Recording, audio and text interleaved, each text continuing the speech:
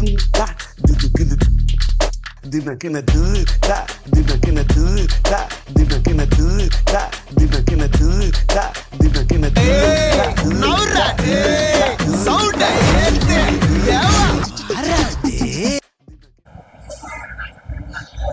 நண்பர்களே, இது first show talk. படம் ரிலீஸ் ஆனால் 24 ஹவர் கழிச்சு நாங்கள் ஒரு ரிவ்யூ கொடுக்குறோம். ரொம்ப ஜென்யூனான ஒரு ரிவ்யூ. இது வந்து காமன் ஆடியன்ஸ்க்காக கொடுக்குற ஒரு ரிவ்யூ தானே தவிர இன்டெலெக்சுவலுக்காக கிடையவே கிடையாது. ஒரு 200 ரூபா 300 ரூபா கொடுத்து ஒரு ரசிகன் வந்து டிக்கெட் வாங்கின்னு உள்ள வர்றான்னா கண்டிப்பா இந்த படம் ஃபுல்ஃபில் பண்ணியிருக்குன்னு தான் சொல்லணும். ஃபுல்ஃபில் பண்ணியிருக்கு. நல்லா இருக்கு படம், நல்லா இருக்கு, சூப்பர் இருக்கு.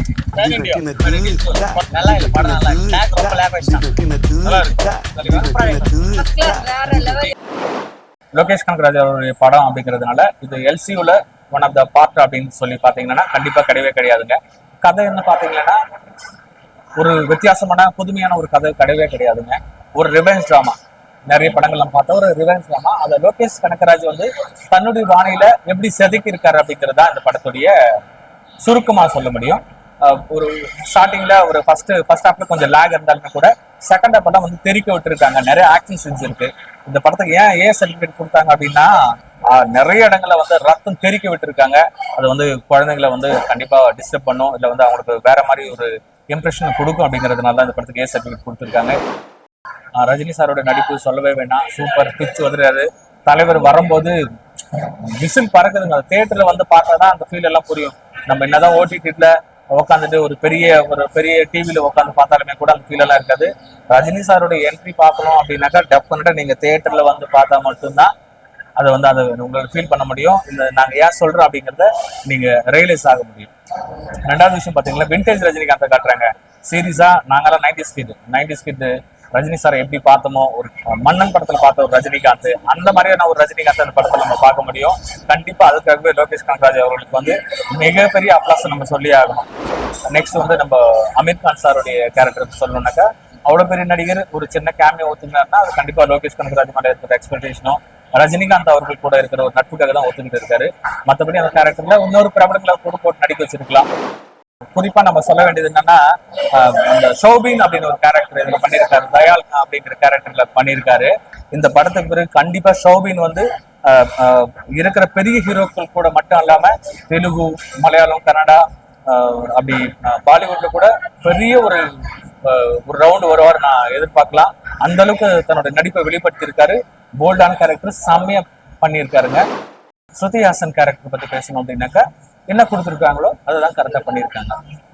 நாகார்ஜுனா சார், அவருக்கு தெலுங்குல ஒரு பெரிய மார்க்கெட் இருக்கு. அவருடைய படம் ரிலீஸ்க்கு ஒரு பெரிய பிசினஸ் இருக்கு.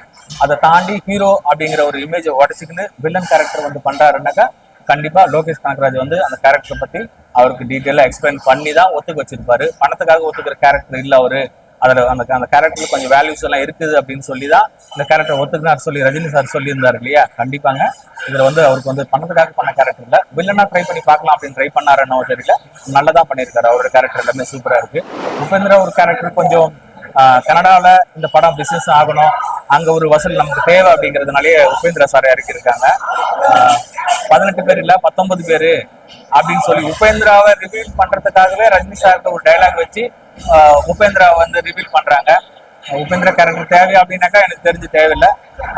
அதை ஒரு நெகட்டிவா பார்க்கலாம். லாஜிக்கா நிறைய கொஸ்டின்ஸ் இருக்கு இந்த படத்துல. அவங்க வந்து ஆர்கன்ஸ் கடத்துறாங்கன்னா அந்த ஆர்கன்ஸ் கடத்துறது யாருக்காக கடத்துறாங்க, அந்த ஆர்கன்ஸ் கடத்துறதுனால அவங்களுக்கு கிடைக்கக்கூட வருவாய் என்ன அப்படின்னு எல்லாம் ஒரு டைலாக கூட எங்குமே டீட்டெயில் கொடுக்கல. அதே மாதிரி அந்த வாட்ச் பிசினஸ் பத்தியும் அது அந்த நெட்வொர்க் என்ன, அதுல எவ்வளவு ப்ராஃபிட் கிடைக்கும், அதுல என்னெல்லாம் பிரச்சனைகள் இருக்கு அப்படிங்கிறது டைலாக்லயும் சரி விசுவலாவும் சரி எங்குமே வந்து அவங்க தெளிவுபடுத்தல.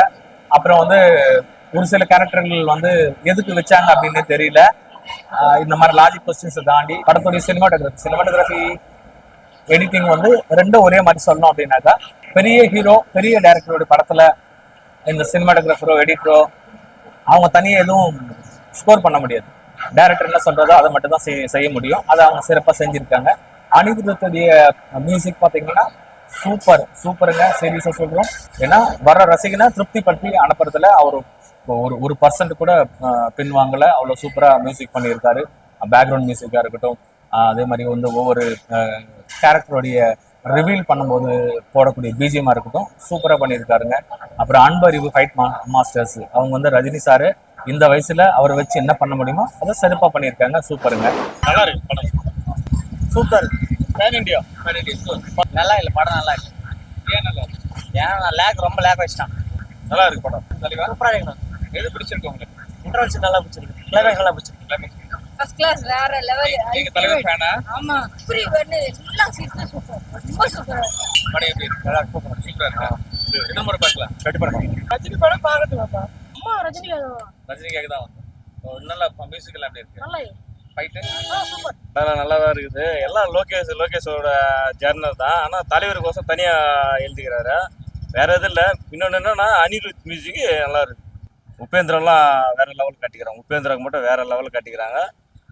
நாகார்ஜுனும் அவர் அந்த கேரக்டருக்கு ஒத்துக்கிறது பெரிய விஷயம். நாகார்ஜுன் அதுதான் விஷயம். பெரிய விஷயம் என்னன்னா நாகார்ஜுன் வில்லனை ஒத்துக்கிறது பெரிய விஷயம்.